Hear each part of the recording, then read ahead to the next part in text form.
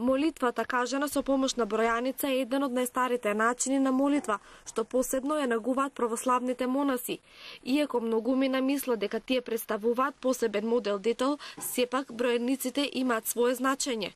Бројаницата не е украс, не е алка, тоа е предмет со помош на кој верникот му се оддава на молитвата, непрестајно молејќи за својот духовен спас.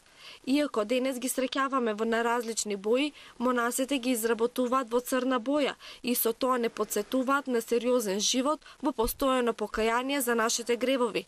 Бројаницата пред се е средство за молење, односно, како што ја нарекуваат и светите оци, таа е духовниот меч со кој што ние се браниме од така наречените невидливи непријатели, односно од ѓаволот, од искушенијата, од неговите примки. Всушност се нарекува бројаница затоа што секое топче кое што е исплетено, крстовидно, а составено од 7 крста внатре, служи за искажување или за броење на молитвата која што се кажува. Таа молитва е така наречената Исусова молитва, односно Господи Исусе Христе, Сине Божи, помилуј ме мене грешниот, таа е долгата верзија, или Господи Исусе Христе, Сине Божи, помилуј ме, таа е кратката верзија, или уште пократката верзија, Господи Исусе Христе, помилуј ме. Таа се кажува значи на секое топче, со 3 прста обично се става и на секое топче се кажува значи по еднаш оваа молитва и така се бројат молитвите. Бројаниците се прават со различен број на јазли. Така најмалата е составена од 33 јазли, додека поголемите од 50, 100 или 300 јазли. Бројот на јазли кај најмалата бројаница ги символизира годините на кои што Исус Христос бил распнат, а додека бројот 100 го символизира совршенството. Потеклото на бројаницата е од таму што преданието говори дека некој монах, сакајќи нели да ги брои своите молитви, сплел јазол, но ѓаволот му го расплетувал, но ангел потоа му се јавил и го научил како да го плете, а тоа е крстовидно, впишувајќи на некој начин или вплетувајќи 7 крста и така се прави топче или јазол. И така тој ја составил нели бројаницата и потоа нели ѓаволот не можел да ја расплете и така тој се молел и ги кажал своите молитви.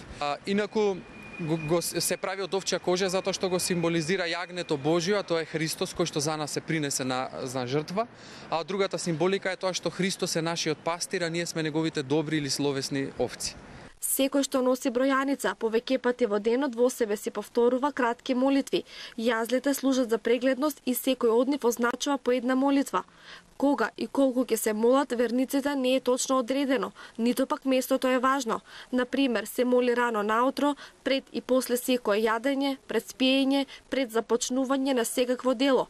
Верникот започнува да се моли откако со палецот и показалецот на левата рака лесно држи еден јазол, со десната рака се прекрстува, а потоа тивко или во себе започнува да ја кажува молитвата. Не е бројаницата некаква амајлија која што го штити човекот од зло, таа е заштитник од злото доколку ја потребуваме за молитва. Самото тоа што стои на нашата рака, таа не може да не заштити од какво и да е искушение или од каква и да е белја што сака на некој начин нели да не надвисне. Туку тоа се прави доколку ние употребуваме бројаницата за молитва. Секако таа може да се носи на раката и да се вади кога е потребно за да се молиме. Исто така и оние би ги нарекол бабски обичаи кои што се јавуваат дека не смее да ти ја купи, не знам, свекрвата или да ти ја купи момчето или така, значи нема никаква врска. Сето тоа не важи. Секој во секој момент може да иде да си ја купи бројаницата и да си ја носи. Но апелот е да се употребува за молитва. Верниците, бројаниците може да ги најдат и купат во сите македонски православни храмови и цркви и нивната цена се движи од 80 до 200 денари.